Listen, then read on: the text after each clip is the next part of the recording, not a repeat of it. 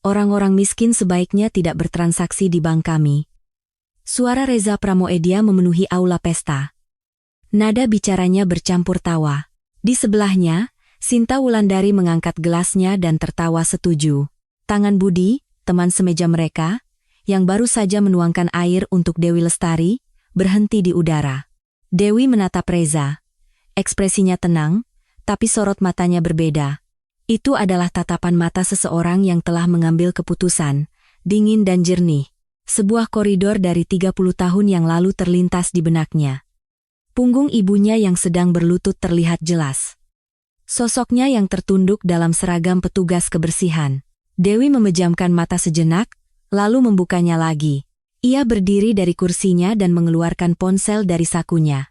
Ia menelepon seseorang, orang-orang di sekitarnya menatap Dewi. Begitu panggilan tersambung, Dewi membuka mulutnya. Suaranya rendah tapi jelas. Saat angka 1 triliun rupiah membelah udara, wajah Direktur Utama Bank Nusantara itu memucat. Tawa Reza membeku. Dewi menutup teleponnya dan berkata, "Besok pagi kalian akan tahu." Di bawah cahaya lampu kristal, dengan pakaiannya yang sederhana, Dewi berjalan tenang keluar dari aula pesta. Orang-orang yang ditinggalkan hanya bisa menatap satu sama lain dengan kaku. Besok pagi, segalanya akan berubah. Grand Ballroom, sebuah hotel bintang 5 di Jakarta. Sebuah lampu kristal raksasa tergantung di langit-langit, cahayanya menyebar merata ke atas meja-meja yang diduduki oleh sekitar 500 orang. Ini adalah reuni akbar. Orang-orang yang lulus dari SMA yang sama berkumpul setelah 30 tahun. 500 orang. Angka itu menunjukkan betapa besarnya sekolah mereka, sekaligus menunjukkan betapa banyak orang di dalamnya yang tidak saling mengingat. Di tengah panggung berdiri Reza Pramoedya. Ia adalah putra Direktur Utama Bank Nusantara, salah satu bank swasta terbesar di negeri ini. Ia adalah ketua panitia reuni dan orang yang menyelenggarakan acara ini. Ia adalah orang yang terbiasa memegang mikrofon, mengatur suaranya, memancing tepuk tangan, dan menciptakan tawa. Hari ini pun begitu. Gelak tawa meledak dari berbagai sudut aula. Tidak terlalu besar, tapi cukup. Beberapa tertawa tulus, beberapa tertawa canggung, dan beberapa berpura-pura tertawa. Tidak sulit membedakannya. Cukup dengan melihat ekspresi di balik tawa itu. Di salah satu sudut meja, Dewi Lestari duduk. Ia tidak tertawa. Ia juga tidak mengangkat gelasnya. Ia hanya diam-diam menyentuh gelas air di atas meja. Ujung jarinya bergerak perlahan di permukaan kaca. Pandangannya tertuju pada Reza di atas panggung, tapi sepertinya ia tidak benar-benar melihatnya. Pakaiannya sederhana, sangat kontras dengan gaun mewah dan tas bermerek yang dipamerkan oleh teman-teman seangkatannya yang lain di meja itu. Seorang teman yang duduk di sebelahnya melirik Dewi sekilas, lalu mengalihkan pandangannya kembali ke panggung. Ada sesuatu dalam lirikan itu. Bukan ketertarikan, melainkan konfirmasi. Oh, dia datang juga, ya. Dewi merasakan tatapan itu tetapi tidak bereaksi. Tangannya masih di atas gelas air. Dan tangan itu sejenak bergerak ke arah saku blazernya. Tidak sampai menyentuh, tapi sebuah gerakan seolah memastikan ada sesuatu di dalamnya. Ucapan Reza berlanjut. Bank kami hanya mengelola nasabah VIP. Ini soal efisiensi. Efisiensi. Waktu adalah uang. Kan? Tepuk tangan terdengar. Reza turun dari panggung dengan ekspresi puas. Sinta Wulandari menyambutnya. Mereka berdua tertawa sambil kembali ke tempat duduk mereka. Tempat itu adalah meja terdekat dari panggung. Pusat dari aula pesta, musik mulai mengalun. Makan malam dimulai, orang-orang bercakap-cakap di meja masing-masing. Cerita kesuksesan, cerita anak, cerita investasi. Percakapan itu terdengar seperti kompetisi. Adu siapa yang hidupnya lebih baik, siapa yang lebih sukses. Meja Dewi terasa sunyi. Semua orang tampak segan pada meja di dekat panggung dan hanya berbicara dengan suara pelan. Dewi tidak ikut dalam percakapan. Ia juga hampir tidak menyentuh makanannya. Hanya minum air sedikit demi sedikit. Sekitar 30 menit kemudian, Sinta Wulandari berdiri dari kursinya. Ia berjalan perlahan mengelilingi aula, berhenti di setiap meja untuk menyapa, menyebut nama, menanyakan kabar, dan berbagi tawa. Sikapnya tampak alami, seperti orang yang sudah berlatih bertahun-tahun. Sinta berhenti di depan meja Dewi. Ia memindai Dewi dari atas ke bawah. Tatapannya tidak ramah. Dewi, lama tidak bertemu, ya? Kamu masih hidup sederhana saja, rupanya. Dewi mengangkat kepalanya menatap Sinta. Ia tidak menjawab. Sekarang sibuk apa? Masih kerja? Pertanyaan Sinta bukan karena peduli. Itu adalah konfirmasi. Konfirmasi untuk mengetahui posisi Dewi saat ini. Dan membuatnya didengar oleh orang lain.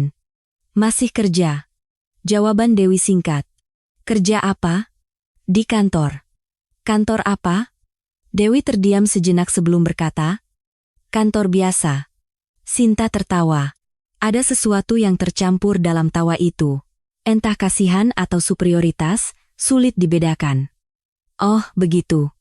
Pasti berat ya? Tidak juga. Sinta tidak bertanya lebih lanjut. Ia berjalan ke meja lain. Orang-orang yang tersisa di meja Dewi saling berpandangan. Ada yang menatap Dewi, ada yang membuang muka. Dewi kembali menyentuh gelas airnya. Rasa dingin kaca terasa di ujung jarinya. Rasa dingin itu merambat dari ujung jari ke punggung tangan. Lalu ke pergelangan tangan. Dewi memejamkan mata. Hanya sesaat, kurang dari 1 detik. Dalam 1 detik itu, Dewi melihat pemandangan lain. Sebuah koridor dari 30 tahun yang lalu. Koridor gedung bank. Seorang wanita berseragam petugas kebersihan sedang berlutut. Dewi kecil berdiri di ujung koridor. Melihat pemandangan itu, wanita itu adalah ibunya. Dewi membuka matanya. Ia kembali di aula pesta. Cahaya lampu kristal masih terang. Musik mengalun, orang-orang tertawa, segalanya tampak mewah. Tapi yang Dewi rasakan adalah hawa dingin. Hawa dingin yang dimulai dari gelas air kini telah mencapai dadanya. Dewi memasukkan tangannya ke saku blazer. Selembar kertas tipis menyentuh ujung jarinya. Itu adalah surat yang terlipat. Ia tidak membukanya. Hanya memastikan bahwa surat itu ada di sana. Surat yang ditinggalkan ibunya. Surat yang bertuliskan kalimat, Dewi, kamu adalah kebanggaan ibu. Dewi menarik tangannya kembali. Ia mengangkat gelas airnya. Meminum seteguk. Dewi belum memutuskan bagaimana malam ini akan berakhir. Tapi ia tahu, sesuatu telah dimulai. Cahaya lampu kristal bergoyang. Mungkin karena angin yang timbul dari seseorang yang lewat, goyangan itu menciptakan bayangan di atas meja. Dewi menatap bayangan itu, dan menunggu. Ingatan Dewi selalu dimulai dari adegan yang sama. Sebuah koridor. Koridor lantai 2 gedung bank. Lantainya terbuat dari marmer, dan sinar matahari yang masuk melalui jendela menerangi salah satu sisi koridor. Hari itu, ia datang ke tempat kerja ibunya sepulang sekolah. Dewi yang berusia 13 tahun berdiri di ujung koridor, menunggu ibunya, lalu terdengar suara. Apa ini? Membersihkan saja tidak becus? Suara seorang pria. Tidak tajam, tapi dingin. Dewi menoleh ke arah suara itu. Di ujung koridor yang lain. Ibunya, Ibu Sumi, sedang berlutut. Mengenakan seragam petugas kebersihan. Di depannya berdiri seorang pria berjas. Maaf, Pak. Akan saya bersihkan lagi. Suara ibunya kecil. Dewi mengenali suara itu. Berbeda dengan suara yang biasa ia dengar di rumah. Di rumah, ibunya ceria. Ia tertawa sambil memberinya makan. Ia mengangguk sambil bertanya tentang sekolah. Tapi suara yang terdengar di koridor sekarang tidak seperti itu. Suara yang tertekan, Dewi tidak bisa mendekat. Kakinya seolah terpaku. Bahkan setelah 30 tahun, Dewi masih mengingat adegan itu dengan jelas. Sambil duduk di meja pesta, koridor itu tampak nyata di depan matanya. Punggung ibunya, posisinya yang berlutut, sudut kepalanya yang tertunduk, semuanya masih tergambar jelas di benaknya. Sejak hari itu, Dewi jarang datang ke tempat kerja ibunya. Ibunya juga melarangnya, tempat kerja ibu ramai, nak. Tunggu di rumah saja. Dewi tahu itu bukan alasan sebenarnya. Tapi ia tidak bertanya. Ibunya bekerja di bank itu selama 2 tahun. Tidak lama, tapi selama 2 tahun itu, ekspresi ibunya perlahan berubah. Helaan napasnya bertambah saat berangkat pagi. Kata-katanya berkurang saat pulang malam. Dewi hanya bisa menyaksikannya. Hanya itu yang bisa dilakukan seorang anak berusia 13 tahun. Suatu hari, ibunya berhenti dari pekerjaan itu. Ia tidak memberitahu alasannya. Dewi juga tidak bertanya. Hanya saja, malam itu ibunya masuk ke kamar Dewi dan duduk berlama-lama, tanpa berkata apa-apa. Hanya duduk dan melihat Dewi mengerjakan PR. Lama kemudian, ibunya berkata, "Dewi." "Iya, Bu, Ibu minta maaf." "Ya." Dewi menghentikan pensilnya. Ia menatap ibunya. "Kenapa?" "Tidak apa-apa." Ibunya tidak berkata lebih lanjut. Ia keluar dari kamar. Dewi kembali mengerjakan PR-nya. Tapi soal-soal itu tidak bisa ia kerjakan. Ia terus membaca baris yang sama. Malam itu, Dewi mendengar ibunya menangis sendirian di dapur. Suara yang sangat kecil. Hampir tak terdengar, tapi Dewi mendengarnya. Ia tidak membuka pintu kamarnya. Ia menarik selimut dan memejamkan mata. Ia tidak bisa tidur. 2 tahun kemudian, ibunya menemukan pekerjaan lain, sebagai staf pemeliharaan fasilitas di sebuah perusahaan kecil. Ia bekerja di sana selama 15 tahun. Selama Dewi lulus SMA, kuliah, dan mendapatkan pekerjaan, ibunya tetap di perusahaan itu. Ekspresinya kembali ceria. Ia akan tersenyum dan berkata, "Ibu berangkat dulu, ya," saat pergi pagi. Tapi ia tidak pernah sekalipun membicarakan tentang bank itu. Dewi juga tidak pernah bertanya. Itu adalah pintu yang tertutup di antara mereka. Ibunya meninggal 5 tahun yang lalu.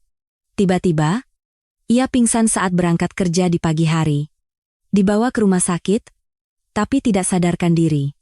2 hari kemudian, ia berpulang. Saat membereskan barang-barang ibunya setelah pemakaman, Dewi menemukan sebuah amplop kecil di laci lemari. Di dalamnya ada selembar surat. Kertas yang terlipat, tampak sudah tua. Kertasnya sudah menguning. Dewi membuka surat itu. Surat itu ditulis dengan tulisan tangan ibunya. Ada tanggalnya. Tahun saat Dewi berusia 15 tahun. 2 tahun setelah berhenti bekerja di bank. Isinya tidak panjang. "Dewi, kamu adalah kebanggaan ibu. Maafkan ibu karena tidak bisa memberikan banyak hal yang baik untukmu. Tapi ibu percaya, kamu akan mencapai hal-hal yang tidak bisa ibu capai. Ibu percaya itu, apapun dirimu nanti, ibu akan selalu di pihakmu. Selalu." Hanya itu, Dewi melipat surat itu dan memasukkannya ke dalam saku. Selama di rumah duka, surat itu selalu ada di sakunya. Saat para pelayat datang dan pergi, saat Dewi menerima ucapan duka, saat makanan disajikan, Dewi sesekali memasukkan tangan ke sakunya dan menyentuh surat itu. Ia tidak membukanya, hanya memastikan surat itu ada di sana. Sejak itu, 5 tahun telah berlalu. Dewi masih membawa surat itu, disimpan di saku kecil di dalam dompetnya. Ia tidak melihatnya setiap hari, tapi ia selalu membawanya. Di meja pesta, Dewi kembali menyentuh surat itu di sakunya. Tekstur kertasnya terasa di ujung jarinya. Kertas yang sudah melembut karena usia. Dewi memejamkan mata, wajah ibunya terbayang. Bukan dalam seragam petugas kebersihan, melainkan wajahnya yang tersenyum saat memasak di rumah. Dewi membuka matanya, ia kembali di aula pesta, lampu kristal bersinar terang. Orang-orang tertawa, Reza dan Sinta sedang berbincang dengan seseorang di meja dekat panggung. Pakaian mewah, jam tangan mahal, suara tawa. Tapi yang Dewi rasakan adalah koridor itu. Koridor dari 30 tahun yang lalu. Tempat ibunya berlutut. Dewi menarik tangannya dari saku. Mengangkat gelas airnya. Meminumnya. Malam ini akan berakhir seperti apa? Dewi masih belum memutuskan. Tapi sesuatu perlahan menjadi lebih jelas. Itu bukan kemarahan. Kemarahan itu panas. Yang Dewi rasakan adalah dingin. Sedingin es. Dan rasa dingin itu kini dimulai dari ujung jarinya. Makan malam hampir berakhir. Orang-orang mulai berpindah-pindah tempat duduk. Mereka yang dari kelas berbeda saling menyapa. Kartu nama dipertukarkan. Nomor telepon dibagikan. Suara tawa semakin keras. Suara gelas beradu terdengar di sana-sini. Sinta Wulandari kembali berdiri. Kali ini tujuannya jelas. Ia berjalan ke meja Dewi. Di sampingnya ada Reza Pramoedya. Mereka berdua mendekat perlahan sambil berbincang. Orang-orang di meja Dewi melihat mereka dan memperbaiki posisi duduk. Sinta dan Reza berhenti di depan Dewi. Sinta yang pertama membuka mulut. "Dewi, boleh kami duduk di sini? Dewi mengangkat kepalanya menatap Sinta. Ia tidak menjawab. Sinta menganggapnya sebagai izin. Ia duduk di kursi sebelah Dewi. Reza duduk di seberangnya. Teman-teman lain yang duduk di meja itu satu persatu mulai pergi. Aku ke toilet dulu, mau angkat telepon. Alasannya berbeda, tapi hasilnya sama. Tak lama, hanya tersisa Dewi, Sinta, Reza, dan satu atau dua orang lain di meja itu. Sinta kembali memindai Dewi dari atas ke bawah. Dewi, kamu benar-benar tidak berubah, ya? Gaya berpakaianmu juga masih sama. Dewi tidak menjawab. Masih hidup hemat? Di zaman sekarang, hidup seperti itu bukannya susah? Reza ikut menimpali. Dewi, kamu sekarang kerja apa? Di kantor biasa? Reza tertawa. Tawa yang tidak ramah. Kantor biasa? Tempat yang memalukan untuk disebut? Dewi menatap Reza. Ekspresinya tidak berubah. Tidak memalukan. Hanya tidak perlu disebut. Sinta mengangkat gelasnya dan berkata, Dewi, kamu dari dulu memang pendiam begini. Ya? Waktu sekolah juga kan? Selalu duduk di pojok. Temanmu juga tidak banyak. Dewi tidak menjawab. Sinta melanjutkan, ngomong-ngomong, dulu ibumu kerja apa ya? Aku ingat beliau bekerja. Tangan Dewi sejenak berhenti. Tangan yang sedang memegang gelas air. Jeda itu singkat, tapi Sinta menyadarinya. Sudut bibirnya terangkat. Oh, iya, petugas kebersihan, kan? Di perusahaan ayahku juga ada orang-orang seperti itu. Reza ikut menimpali. Ah, benar. Aku juga ingat. Beliau kerja di bank waktu itu, Bank Nusantara. Dewi masih tidak menjawab. Tapi keheningan itu mengatakan sesuatu. Sinta dan Reza merasakannya, dan mereka menekannya lebih jauh. Sinta berkata, pasti berat ya. Di usia segitu harus bekerja sebagai petugas kebersihan sambil membesarkanmu.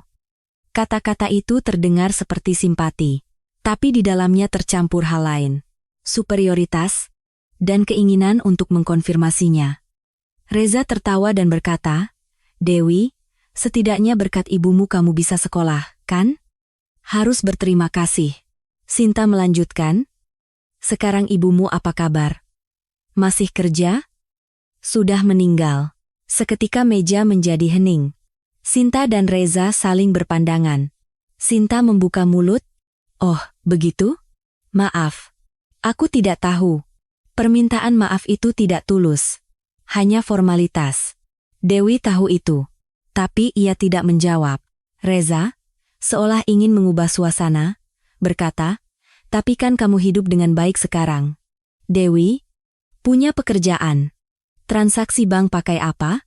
Sekarang semua pakai aplikasi, kan? Kamu juga pakai, kan? Dewi menatap Reza. Kenapa? Hanya penasaran. Orang-orang sekarang pakai bank apa? Dewi tidak menjawab. Reza tertawa. Kenapa? Itu saja tidak bisa dijawab? Kamu punya rekening bank tidak? Sih? Teman lain yang duduk di ujung meja menunjukkan ekspresi tidak nyaman. Ia melihat Reza dan Sinta bergantian. Ia hendak membuka mulut, lalu menutupnya lagi. Ia melihat sekeliling, orang-orang di meja lain juga melihat ke arah mereka. Wajah-wajah yang mengamati. Akhirnya, teman itu tidak berkata apa-apa. Ia berdiri dan bergumam. Aku mau angkat telepon dulu. Lalu pergi. Kini hanya tersisa Dewi, Sinta, dan Reza di meja itu. Sinta meletakkan gelasnya dan berkata, Dewi, kamu punya cicilan seperti KPR? Atau kamu punya rumah? Dewi mengangkat gelasnya dan minum air, perlahan. Lalu meletakkannya kembali. Kenapa kamu bertanya soal itu? Hanya sebagai teman. Kalau kamu kesulitan, bilang saja. Reza kan orang bank? Mungkin bisa bantu. Reza mengangguk dan berkata, benar. Aku bisa bantu konsultasi pinjaman. Tentu saja, harus lolos penilaian dulu. Ada tawa kecil di akhir kalimatnya. Dewi mendengar tawa itu. Dewi berdiri, gerakannya alami. Tidak terburu-buru, tidak marah, hanya berdiri. Aku ke toilet dulu. Sinta tertawa dan berkata, iya, santai saya. Dewi meninggalkan meja dan berjalan ke arah toilet. Langkahnya tidak cepat, sama seperti biasanya. Tapi ada sesuatu yang berubah dalam langkah itu. Ia membuka pintu toilet dan masuk, berdiri di depan cermin. Melihat wajahnya sendiri. Ekspresinya tenang, tapi sorot matanya berbeda. Tatapan mata seseorang yang mulai mengambil keputusan. Dewi mengeluarkan ponsel dari sakunya. Menyalakan layarnya. Membuka daftar kontak. Berhenti di satu nama. Ia belum menekannya, tapi jarinya sudah ada di atas layar. Persiapan hampir selesai. Saat Dewi kembali dari toilet, aula pesta menjadi lebih riuh dari sebelumnya. Alkohol semakin banyak diminum. Suara-suara menjadi lebih tinggi. Tawa menjadi lebih kasar. Seseorang sedang menyanyikan lagu di atas panggung. Sebuah balada lawas. Beberapa ikut bernyanyi, beberapa bertepuk tangan. Dewi kembali ke mejanya. Sinta dan Reza masih duduk di sana. Kali ini, gelas alkohol ada di atas meja. Sinta melihat Dewi dan tersenyum. Sudah kembali, duduklah. Dewi duduk. Reza mengangkat gelasnya ke arah Dewi. Dewi, minum dulu. Sudah lama kita tidak bertemu. Dewi tidak menerima gelas itu. Aku tidak usah. Kenapa? Tidak bisa minum. Bukan. Tapi tidak mau. Reza meletakkan gelasnya dan berkata, ya, kamu masih saja serius. Sinta menopangkan sikunya di meja dan berkata, Dewi, kamu benar-benar tidak asyik, ya? Dulu waktu sekolah juga begitu. Dewi tidak menjawab. Selalu sendirian. Waktu istirahat juga hanya duduk di pojok kelas baca buku. Kalau kami ajak bicara juga jarang menjawab. Dewi menatap Sinta, kalian pernah mengajakku bicara? Sinta terdiam sejenak, lalu tertawa. Ya. Mungkin tidak sering. Reza ikut campur. Tapi Dewi, waktu sekolah ibumu sering datang, kan? Menemui para guru. Tangan Dewi kembali berhenti. Untuk apa, ya? Konsultasi nilai? Aku tidak ingat. Reza tertawa dan berkata, aku ingat. Ibumu selalu berbicara dengan sangat hati-hati. Kepada para guru. Sinta menyahut. Benar. Sangat sopan. Bagaimana ya bilangnya? Terlalu merendah. Dewi mengangkat gelas airnya, meminumnya. Sinta dan Reza memperhatikan. Sinta melanjutkan, tapi ibumu berhenti kerja di bank, kan? Kenapa beliau berhenti? Dewi meletakkan gelasnya, perlahan, tanpa suara. Pasti ada alasannya. Alasan apa? Aku tidak tahu. Sungguh? Ibumu tidak cerita? Dewi menatap lurus ke arah Sinta. Untuk pertama kalinya, ia tidak mengalihkan pandangannya. Kenapa kamu begitu ingin tahu? Sinta mengangkat bahu. Hanya teringat masa lalu saja. Reza tertawa dan berkata, dulu di bank itu terkenal. Loh, ibumu katanya rajin sekali. Oh ya? Iya. Ayahku yang bilang. Katanya di antara para petugas kebersihan. Dewi menatap Reza. Reza melanjutkan. Tapi tiba-tiba berhenti. Kan? Pasti ada sesuatu. Benar. Kan? Dewi perlahan membuka mulut. Kamu mau bilang apa sebenarnya?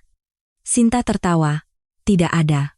Hanya mengenang masa lalu saja. Mengenang masa lalu. Iya. Namanya juga reuni, kan mengenang cerita lama. Dewi mengangguk, lalu bertanya. Kenangan yang indah? Sinta terdiam sejenak. Reza ikut campur. Apanya? Cerita tentang ibuku. Reza tertawa terbahak-bahak. Dewi, kamu kenapa sensitif sekali? Kami kan hanya bercerita. Dewi tidak menjawab. Sebaliknya, ia berdiri dari kursinya. Kali ini ia tidak pergi ke toilet. Ia hanya berdiri. Sinta mendongak dan berkata, kenapa? Mau kemana lagi? Tidak. Lalu kenapa berdiri? Dewi melihat Sinta dan Reza bergantian. Lalu dengan perlahan dan jelas, ia berkata, aku harap kalian berhenti membicarakan ibuku. Aula pesta terasa hening sejenak, sebenarnya masih riuh. Lagu mengalun, orang tertawa, gelas beradu, tapi di meja ini, suasananya senyap. Sinta mengangkat alisnya. Memangnya kami salah bicara apa? Tidak. Tapi aku tidak ingin mendengarnya lagi. Reza menyeringai. Dewi, kamu berlebihan sekali. Memangnya kami menghina? Kami hanya mengatakan fakta. Fakta, Iya. Bahwa ibumu bekerja sebagai petugas kebersihan, bekerja di bank. Bukankah itu fakta?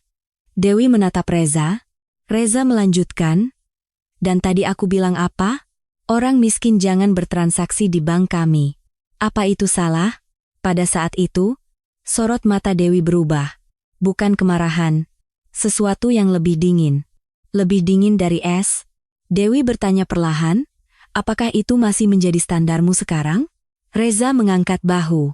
Yah, itu hanya bercanda, tapi bukan berarti salah, kan? Harus efisien. Dewi mengangguk. Perlahan. Seolah mengkonfirmasi sesuatu. Aku mengerti. Dewi mengeluarkan ponsel dari sakunya. Sinta dan Reza memperhatikannya. Dewi membuka kontak, mencari sebuah nomor, lalu menelepon. Nada sambung berbunyi. Sinta bertanya, "Telepon siapa?" Dewi tidak menjawab. Panggilan tersambung. "Ya, selamat pagi." Suara seorang wanita. Dewi berkata, "Ini saya. Tolong proses agenda pertama besok pagi sesuai jadwal. Konfirmasi penarikan seluruh dana, Ibu?" "Ya." "Seluruhnya." Hening sejenak di seberang telepon, lalu jawaban datang. "Baik, Ibu. Akan kami mulai prosesnya pukul 9 pagi. Terima kasih." Dewi menutup telepon. Memasukkan ponsel ke sakunya. Lalu menatap Sinta dan Reza. "Kamu melakukan apa?" tanya Sinta. Dewi tidak menjawab. Sebaliknya, ia membereskan barang-barangnya. Mengambil tasnya. "Aku pulang dulu." Reza tertawa dan berkata, "Sudah mau pulang? Jangan merusak suasana, dong." Dewi menatap Reza untuk terakhir kalinya. Lalu berkata, "Besok pagi kalian akan tahu." Hanya itu. Dewi meninggalkan meja itu, keluar dari aula pesta. Sinta dan Reza yang tertinggal saling berpandangan. Wajah mereka menunjukkan kebingungan. Tapi besok pagi, mereka akan tahu. Keesokan paginya, Reza Pramoedia bangun sedikit lebih siang dari biasanya. Reuni semalam selesai larut. Ia baru sampai di rumah lewat dari jam 1 dini hari. Ia minum cukup banyak. Kepalanya terasa berat. Setelah mandi, ia keluar ke ruang keluarga. Ayahnya, Hartono Pramoedia, sedang duduk di sofa, membaca koran. Reza menyapa. "Pagi." "Ya." Hartono tidak mengalihkan pandangan dari korannya. "Semalam pulang jam berapa?" "Agak malam, yah." "Ada reuni." "Reuni?" "Iya. Reuni akbar SMA." Hartono meletakkan korannya dan menatap putranya. "Seru?" "Iya. Bertemu teman-teman lama." Hartono mengangguk. Lalu kembali membaca koran. Reza pergi ke dapur untuk membuat kopi. Ponsel Reza berdering. Pukul 08.30 pagi, di layar tertera nama Adrian, Kepala Divisi Corporate Banking. Reza menjawab telepon. "Ya, Pak Adrian." "Pak Reza, bisa bicara sebentar?" "Iya, bisa. Semalam Bapak datang ke reuni." "Ya?" Reza terdiam sejenak. "Iya. Bapak tahu dari mana?" "Di sana ada yang bernama Dewi Lestari."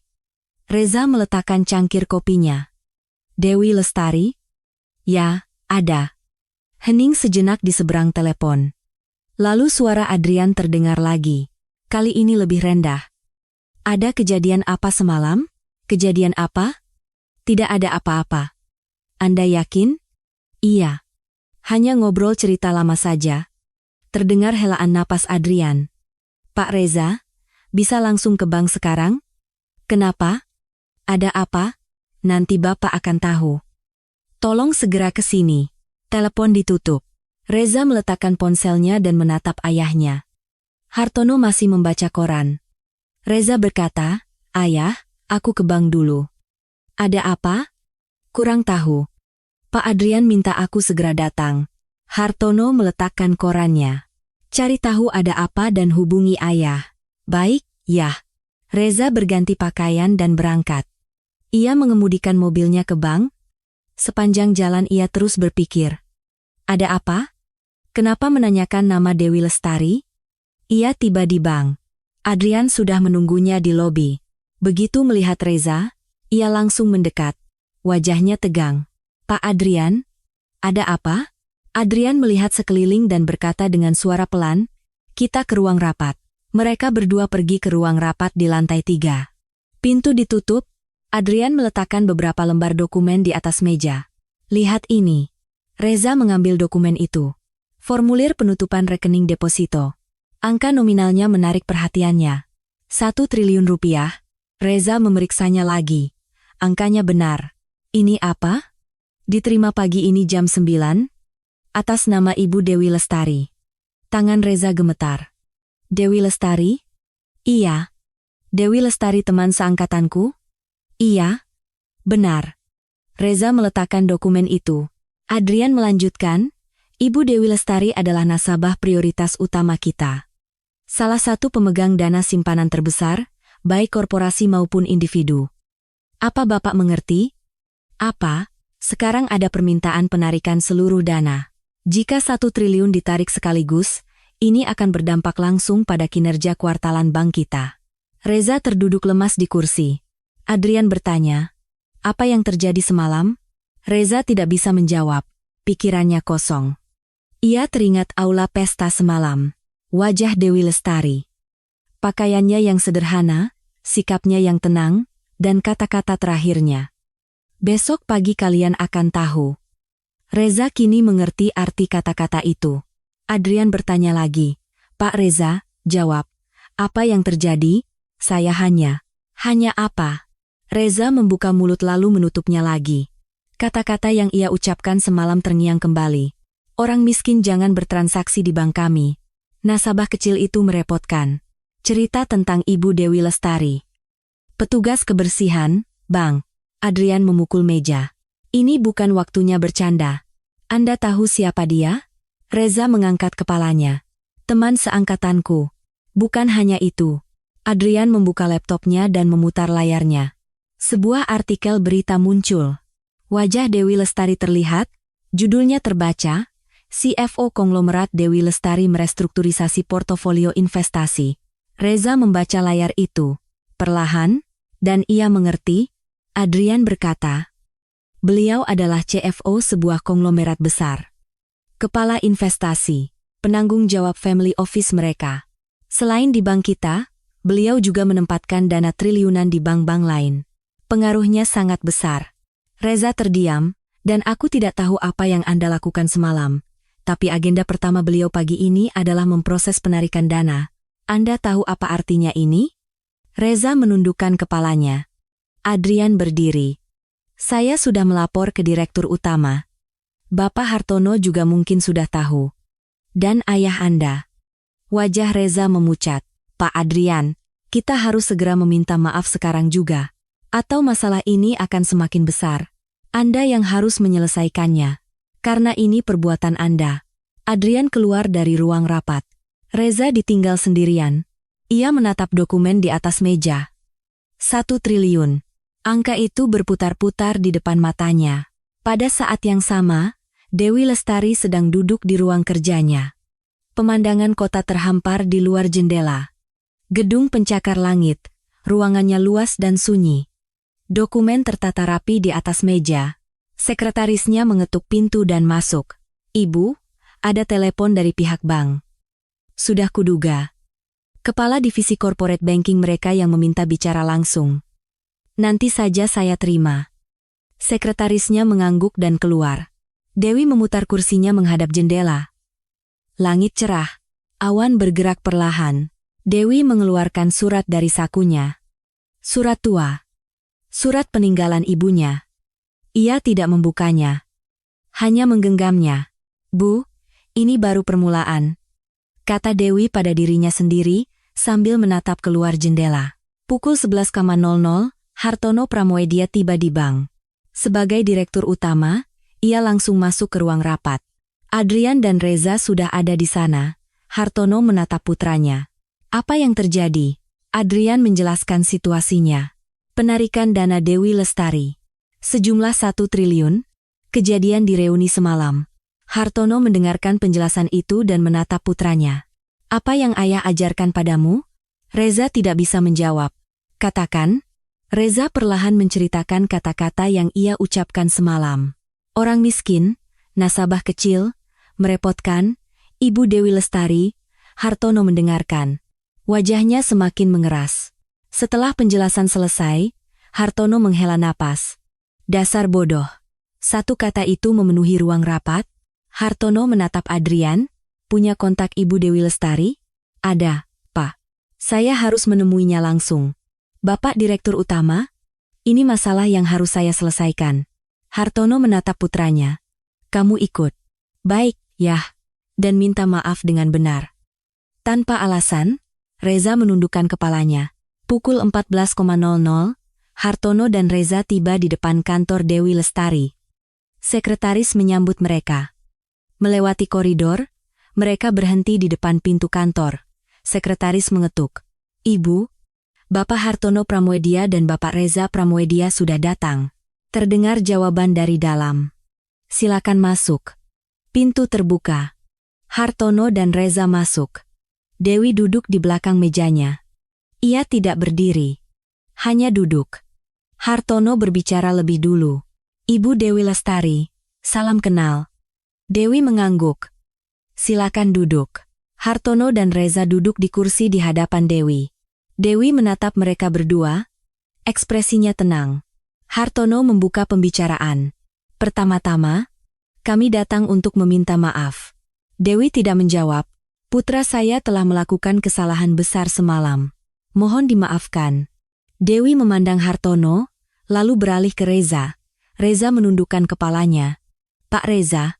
Reza mengangkat kepalanya. Iya, kata-kata Anda semalam, apakah itu masih menjadi standar Anda sekarang? Reza tidak bisa menjawab. Dewi bertanya lagi, tentang orang miskin yang tidak boleh bertransaksi di bank. Itu hanya bercanda. Bercanda? Iya. Dewi mengangguk perlahan. Jadi Anda menjadikan orang lain sebagai bahan lelucon.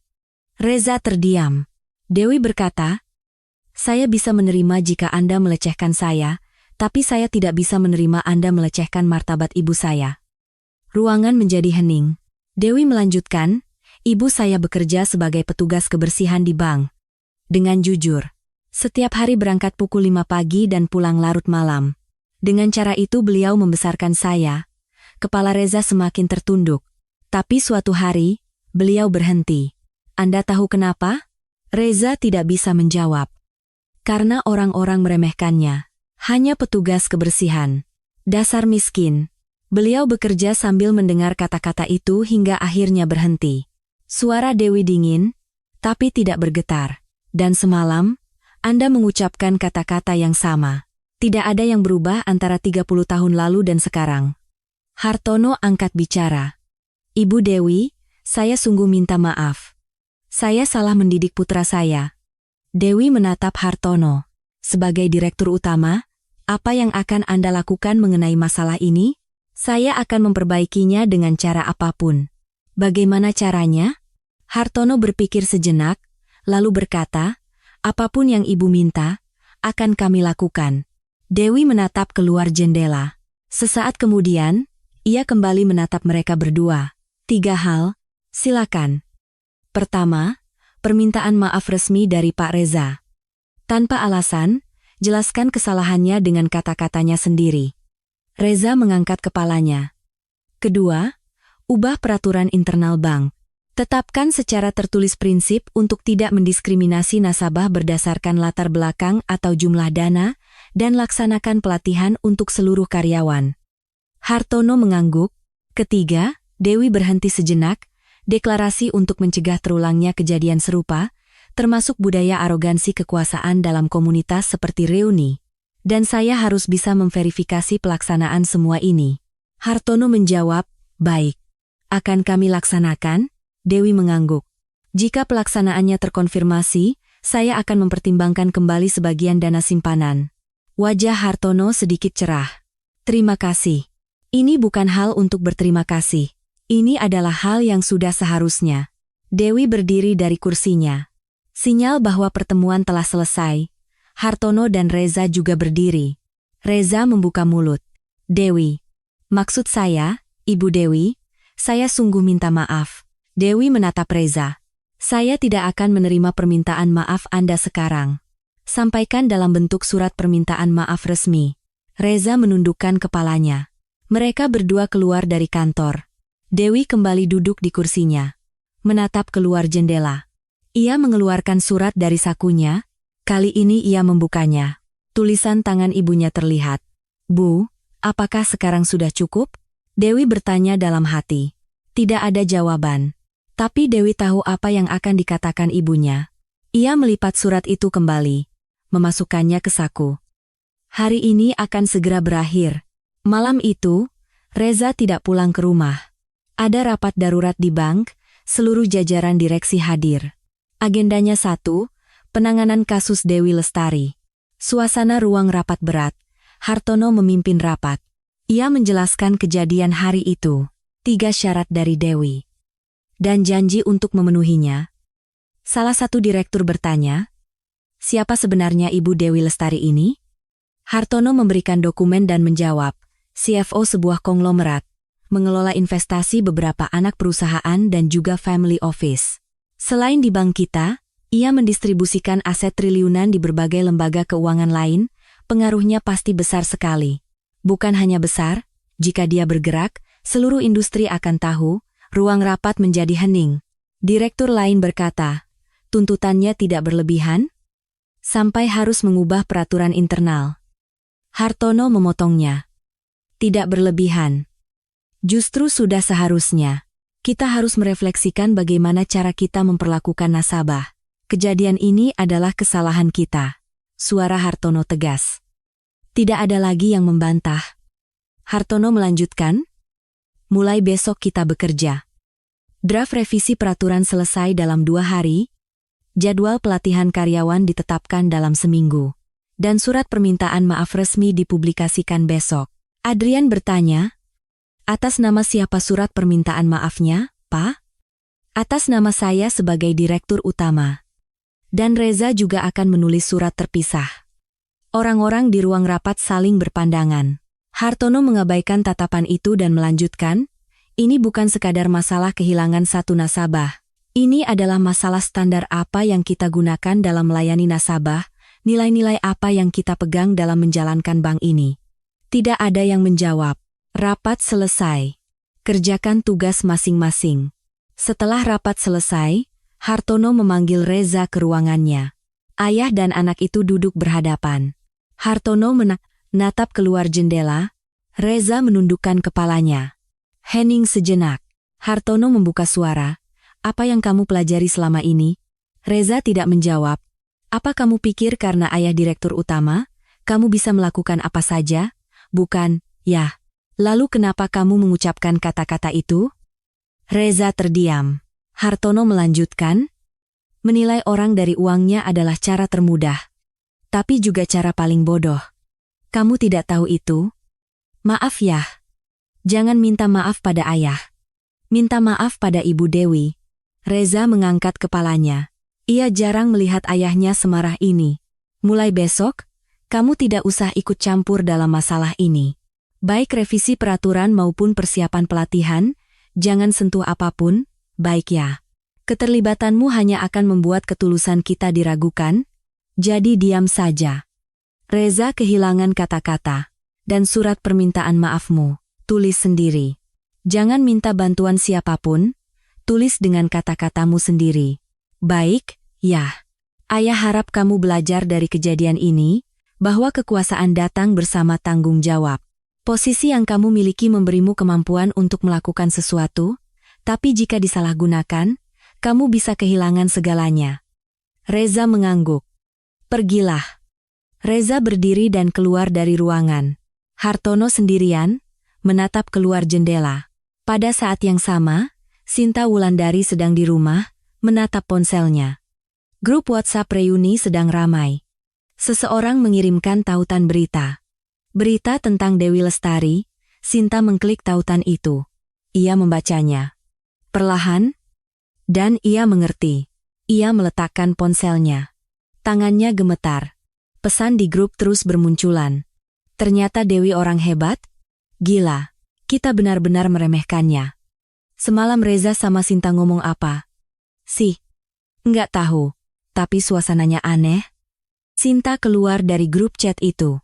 Ia melempar ponselnya ke sofa. Ia duduk sendirian di ruang tamu. Televisi menyala, tapi ia tidak menontonnya. Hanya layarnya yang menyala. Semalam terbayang kembali. Aula pesta, wajah Dewi, pakaiannya yang sederhana, sikapnya yang tenang.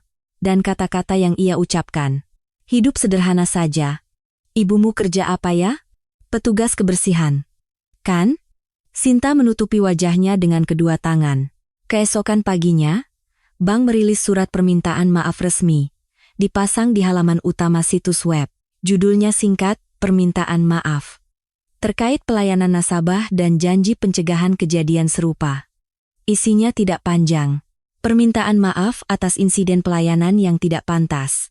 Permintaan maaf langsung dari Direktur Utama, dan langkah-langkah perbaikan ke depan. Berita menyebar, media keuangan memberitakannya, bank swasta minta maaf atas dugaan diskriminasi nasabah. Dirut turun tangan, janjikan perbaikan. Judul-judul itu muncul di portal berita. Komentar bermunculan. Memangnya ada kejadian apa? Zaman sekarang masih ada yang begini? Bank yang diskriminatif tidak akan saya pakai. Opini publik mulai bergerak. Sore harinya, Reza sedang menulis surat permintaan maafnya. Sendirian di kamarnya, di depan laptop, layarnya masih kosong. Jarinya di atas keyboard, tapi tidak bergerak. Ia tahu apa yang harus ditulis, tapi tidak tahu bagaimana cara menulisnya. Permintaan maaf tanpa alasan, jelaskan kesalahan dengan kata-katamu sendiri. Reza menatap layar, lalu keluar jendela. Langit mendung. Sepertinya akan hujan. Ia kembali ke layar, mulai mengetik. Menghapusnya. Mengetik lagi. Menghapusnya lagi. 3 jam berlalu. 1 paragraf selesai. Saya telah mengucapkan kata-kata yang tidak pantas di acara reuni. Saya mengatakan, seolah-olah bercanda, bahwa orang miskin tidak boleh bertransaksi di bank. Dan saya mengucapkan kata-kata yang tidak sopan mengenai ibu dari seorang teman. Semua ini adalah kesalahan saya. Reza membaca paragraf itu, dan terus menulis. Saat malam tiba, surat permintaan maaf itu selesai. Reza mengirimkannya ke ayahnya. Hartono membacanya. Lama kemudian, balasan datang. Bagus. Besok akan ayah sampaikan ke Ibu Dewi. Reza meletakkan ponselnya. Menatap keluar jendela. Hujan turun. Malam itu, Dewi duduk di depan foto ibunya. Di sebuah sudut rumah yang ia siapkan khusus. Ada bunga di depan foto itu. Dewi menatap foto itu dan berkata, "Bu, pihak bank sudah minta maaf. Secara resmi." Tidak ada jawaban. Tapi Dewi melanjutkan, katanya peraturannya juga akan diubah. Supaya tidak mendiskriminasi nasabah lagi. Pelatihan untuk semua karyawan juga akan diadakan. Dewi mengeluarkan surat dari sakunya. Membukanya, melihat tulisan tangan ibunya. Aku hanya ingin kejadian yang menimpa ibu tidak terulang lagi. Makanya aku melakukan ini. Dewi melipat surat itu kembali. Apakah aku bisa menjadi kebanggaan ibu? Di dalam foto, ibunya tersenyum. Senyum yang hangat. Dewi juga sedikit tersenyum. Air matanya menetes, tapi ia tersenyum. Terima kasih. Bu, seminggu berlalu. Bank bergerak sesuai janji, draft revisi peraturan selesai, standar pelayanan nasabah yang baru dibuat. Pasal yang melarang diskriminasi nasabah berdasarkan latar belakang, jumlah simpanan, pendidikan, atau daerah asal, dicantumkan secara eksplisit.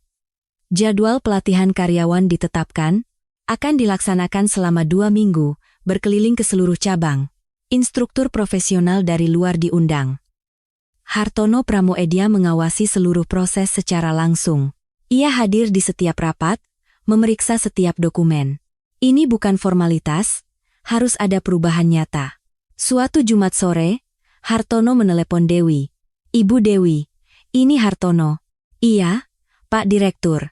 Hal-hal yang kami sampaikan sedang berjalan. Akan saya kirimkan datanya agar Ibu bisa memverifikasi. Terima kasih. Dan bolehkah saya meminta satu hal lagi? Silakan. Saya ingin bertemu langsung. Saya yang akan datang ke tempat Ibu. Dewi terdiam sejenak. Kapan Bapak akan datang? Kapanpun ibu berkenan, kami akan menyesuaikan. Bagaimana kalau Senin depan, pukul 10 pagi? Baik, sampai bertemu. Telepon ditutup. Hartono meletakkan ponselnya dan menatap keluar jendela. Malam itu, Hartono memanggil Reza. Senin ayah akan bertemu Ibu Dewi. Iya. Ya. Kamu harus ikut. Reza mengangkat kepalanya. Saya juga. Iya. Kamu harus minta maaf secara langsung. Tapi surat permintaan maaf sudah. Menulis dan mengatakannya langsung itu berbeda. Ucapkan sambil menatap wajahnya. Reza kehilangan kata-kata. Hartono melanjutkan, ini kesempatan terakhirmu. Lakukan dengan benar. Baik, ya. Senin pagi tiba. Hartono dan Reza menuju kantor Dewi. Suasana di dalam mobil hening. Reza menatap keluar jendela. Hartono memeriksa dokumen. Mereka tiba. Sekretaris menyambut di lobi gedung. Naik lift. Melewati koridor, berhenti di depan pintu kantor. Sekretaris mengetuk. Ibu, Bapak Hartono dan Bapak Reza sudah datang. Silakan masuk. Pintu terbuka. Mereka berdua masuk. Dewi duduk di belakang mejanya. Kali ini ia berdiri. Maju ke depan dan mengulurkan tangan. Hartono menyambutnya. Selamat pagi. Terima kasih sudah meluangkan waktu. Mereka bertiga duduk di meja rapat, sekretaris membawakan teh. Setelah ia keluar, pintu ditutup. Hartono mengeluarkan dokumen dari tasnya. Ini data yang kami janjikan. Draft revisi peraturan dan jadwal pelatihan. Dewi menerima dokumen itu dan membacanya perlahan. Memeriksanya lembar demi lembar. Setelah selesai membaca, ia mengangguk. Sudah saya baca. Jika ada yang kurang, mohon sampaikan. Tidak? Sudah cukup. Hartono tampak lega. Terima kasih. Dewi meletakkan dokumen itu dan menatap mereka berdua. Matanya bertemu dengan Reza.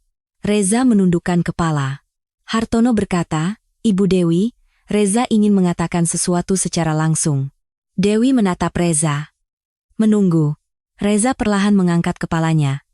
Menatap Dewi. Ia membuka mulut. Dewi? Maksud saya? Ibu Dewi? Saya sungguh minta maaf. Dewi tidak menjawab. Saya telah bersikap bodoh. Saya seenaknya menilai orang dan berbicara sembarangan. Suara Reza bergetar. Terutama kata-kata saya tentang ibu Anda. Itu tidak bisa dimaafkan? Alasan saya tidak tahu pun tidak bisa menjadi pembenaran. Dewi masih mendengarkan dalam diam. Saya keliru menganggap apa yang saya miliki adalah kemampuan saya. Posisi ayah saya, latar belakang bank, saya pikir hal-hal itu membuat saya lebih tinggi dari orang lain.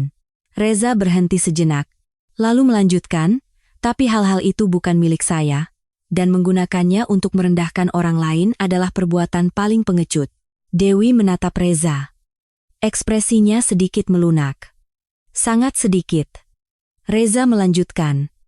Kata-kata saya tidak hanya menghina Anda, tapi juga menghina banyak orang. Semua orang yang bekerja dengan jujur. Ya. Jawab Dewi untuk pertama kalinya.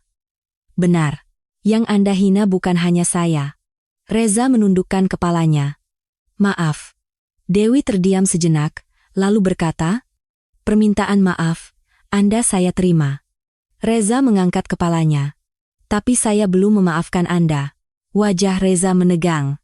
Pengampunan dibuktikan dengan tindakan, bukan kata-kata. Saya harus melihat bagaimana Anda hidup ke depannya. Saya mengerti, mengubah peraturan saja tidak cukup. Orangnya yang harus berubah, Anda harus berubah, dan orang-orang seperti Anda harus berubah. Reza mengangguk. Akan saya ingat. Hartono angkat bicara. Ibu Dewi. Dari kejadian ini, bank kami belajar banyak. Saya harap begitu. Mengenai dana simpanan, Dewi berpikir sejenak, lalu menjawab, saya akan memantau pelaksanaannya. 3 bulan lagi akan saya tinjau kembali. Terima kasih. Ini bukan hal untuk berterima kasih. Ini adalah hal yang sudah seharusnya. Dewi mengulangi kalimat itu lagi. Kalimat yang sama yang ia ucapkan seminggu lalu. Hartono mengerti bobot dari kalimat itu. Menjelang akhir pertemuan, Dewi berkata, satu hal lagi yang ingin saya sampaikan. Iya. Saya harap Anda mengerti bahwa ini bukan sekadar masalah kehilangan dan mendapatkan kembali satu nasabah, Hartono mengangguk. Saya mengerti. Saya hanya ingin orang-orang seperti ibu saya tidak dihina lagi. Hanya itu yang saya inginkan. Kami akan pastikan itu terjadi. Pertemuan selesai.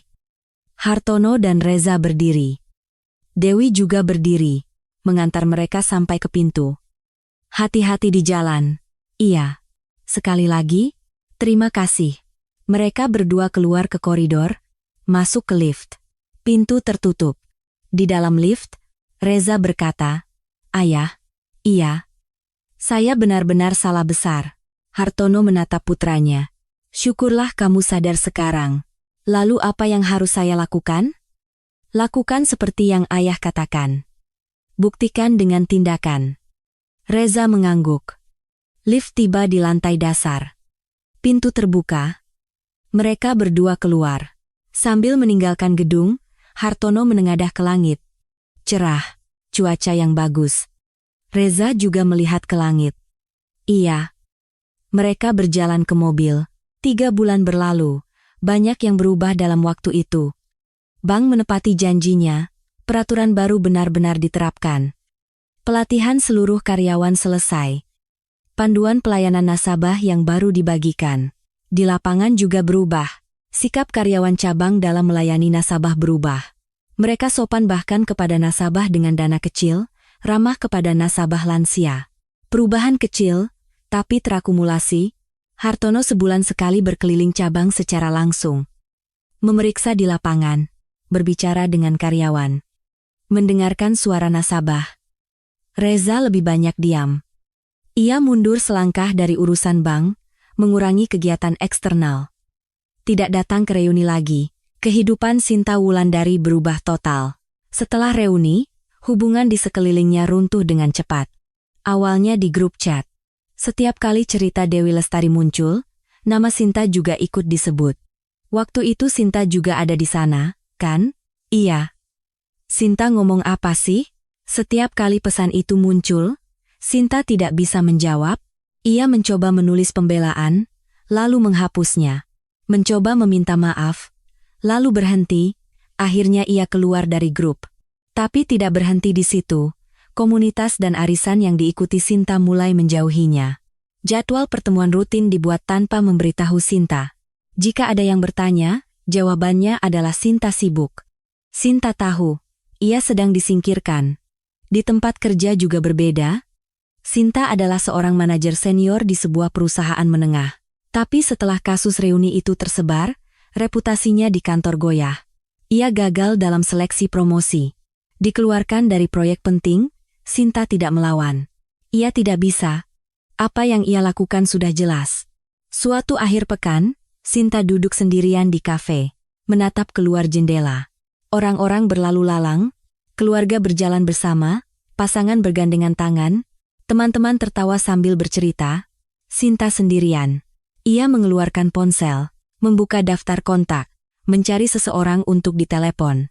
Tapi ia tidak menelepon siapapun. Hanya menatap layar, lalu mematikannya. Kopinya sudah dingin.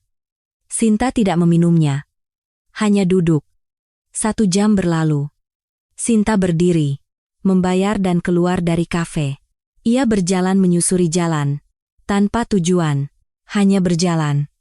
Saat ia kembali ke rumah, hari sudah gelap. Sinta membuka pintu, masuk, menyalakan lampu, duduk di sofa. Menyalakan televisi. Hanya gambarnya yang terlihat, suaranya tidak terdengar. Sinta menatap layar itu, lalu memejamkan mata. Apa yang telah kulakukan? Katanya pada diri sendiri. Tidak ada jawaban. Reza juga mengalami waktu yang sama. Posisinya di bank menjadi canggung. Statusnya sebagai anak direktur utama tidak berubah. Tapi ia tidak lagi diperlakukan seperti dulu hanya karena itu. Sikap para karyawan terhadapnya berubah. Di permukaan, mereka sopan. Tapi mereka tidak lagi bersikap santai seperti dulu. Ada jarak, Reza menerimanya. Tidak ada pilihan. Itu adalah hasil perbuatannya sendiri. Suatu hari, Reza bertanya pada ayahnya, "Ayah, kapan kira-kira saya bisa mulai bekerja lagi?" Hartono menatap putranya. Jangan terburu-buru. Untuk bisa bekerja lagi, orang harus mempercayaimu. Kepercayaan itu dibangun oleh waktu. Berapa lama? Tidak tahu. Tergantung bagaimana kamu hidup. Reza mengangguk. 3 bulan kemudian, pada suatu hari, Dewi kembali mengunjungi bank. Kali ini tanpa pemberitahuan. Ia memilih salah satu cabang dan masuk. Seperti nasabah biasa, ia duduk di depan teller. Seorang petugas menyapanya. Selamat siang. Ibu, ada yang bisa saya bantu? Saya mau konsultasi deposito. Baik, boleh saya lihat KTP-nya? Dewi memberikan KTP-nya. Petugas itu memeriksanya, lalu berhenti. Ia melihat lagi ke layar monitor, lalu menatap Dewi. Mohon tunggu sebentar, Ibu. Saya panggilkan kepala cabang. Tidak usah. Tidak apa-apa. Saya konsultasi di sini saja. Petugas itu tampak bingung. Tapi, tidak apa-apa. Lanjutkan saja. Petugas itu, setelah ragu sejenak, melanjutkan prosesnya. Dengan sopan, dengan ramah. Menjawab pertanyaan Dewi. Menjelaskan produk. Memberikan opsi. Konsultasi selesai. Dewi berdiri. Terima kasih. Sama-sama. Ibu. Terima kasih kembali. Dewi keluar dari cabang. Masuk ke mobil, ia tidak langsung menyalakan mesin, hanya duduk sejenak. Sudah berubah. Perubahan kecil, tapi nyata. Sikap petugas, cara bicara, sorot matanya, semuanya berbeda dari yang ia bayangkan. Dewi mengeluarkan ponselnya, menelepon Hartono Pramoedia. Pak Direktur. Ini Dewi Lestari. Iya. Ibu Dewi, hari ini saya mengunjungi salah satu cabang. Oh, ya, saya ingin memastikan langsung. Bagaimana menurut Ibu? Dewi terdiam sejenak, lalu menjawab, Anda sudah melakukannya dengan baik. Hening sejenak di seberang telepon. Lalu suara Hartono terdengar. Terima kasih. Saya akan meninjau kembali dana simpanan saya, secara positif. Sungguh. Terima kasih banyak. Tolong terus pantau. Tunjukkan bahwa ini bukan hanya sementara. Pasti akan kami lakukan. Telepon ditutup. Malam itu, Dewi duduk di depan foto ibunya. Sudah lama ia tidak ke sini, ia sibuk. Tapi hari ini, rasanya ia harus datang. Ia membawa bunga baru, bunga sedap malam putih. Meletakkannya di depan foto. Bu, hari ini aku ke bank, kata Dewi pada dirinya sendiri. Sudah berubah. Sungguh, orang-orangnya sudah berubah. Di dalam foto, ibunya tersenyum. Kejadian seperti yang menimpa ibu, sepertinya tidak akan terjadi lagi. Mungkin tidak sempurna, tapi akan lebih baik dari sebelumnya. Dewi mengeluarkan surat dari sakunya. Membukanya. Aku ingat apa yang ibu tulis di surat ini. Bahwa aku adalah kebanggaan ibu. Suara Dewi bergetar. Hari ini, aku berbicara agar ibu tidak merasa malu. Aku berusaha untuk menjadi kebanggaan ibu. Air mata menetes. Dewi tidak menyekanya. Biarkan mengalir. Sudah cukup, kan? Bu? Tidak ada jawaban. Tapi Dewi tahu apa yang akan dikatakan ibunya. Dewi melipat surat itu kembali. Meletakkannya di samping foto. Dan duduk di sana untuk waktu yang lama. Beberapa hari kemudian, Dewi sedang memeriksa dokumen di kantornya. Sekretarisnya masuk. Ibu, pihak bank ingin menyampaikan ucapan terima kasih. Tolong sampaikan, tidak perlu. Baik, Bu. Ini bukan hal yang pantas menerima ucapan terima kasih. Saya hanya melakukan hal yang sudah seharusnya. Sekretaris itu ragu sejenak, lalu mengangguk. Saya mengerti. Sekretaris keluar. Dewi kembali ke dokumennya. Sinar matahari masuk melalui jendela. Dewi menatap keluar jendela sejenak. Kota terlihat. Jutaan orang hidup di dalamnya. Di posisi mereka masing-masing, Dewi adalah salah satu dari mereka. Tidak istimewa, hanya seseorang yang melakukan apa yang harus ia lakukan di posisinya. Itu sudah cukup. Dewi mengalihkan pandangannya kembali ke dokumen. Mengambil pena. Memberi tanda centang pada poin yang sudah diperiksa. Kehidupan sehari-hari berlanjut. Kehidupan yang biasa. Tapi di dalam kehidupan itu, sesuatu telah berubah. Martabat seorang ibu, dan martabat seorang anak perempuan yang menjaganya, itulah yang tersisa.